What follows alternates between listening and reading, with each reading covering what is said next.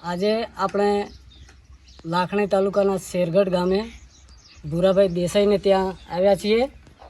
અહીં એમણે આપણે મિલ્કો પ્લસ પાવડર આપેલું અને એનું એમને રિઝલ્ટ મળેલું છે. એના અનુસંધાને ભૂરાભાઈને આપણે પૂછીએ કે તમને આનાથી શું ફાયદો થયો એ જણાવશો.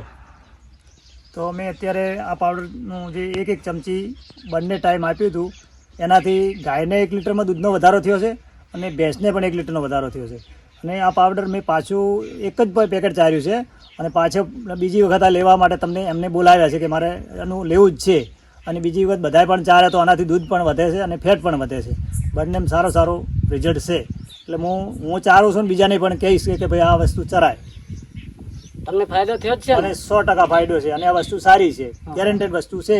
મને વિશ્વાસ નહોતો પણ એક પેકેટ મેં લીધું અને એ પેકેટથી આધારે મને લીટર દૂધનો ફાયદો ભેંસમાં દૂધમાં બંને મેં 2 ગાયમાં ભેંસમાં બંને ફાયદો છે.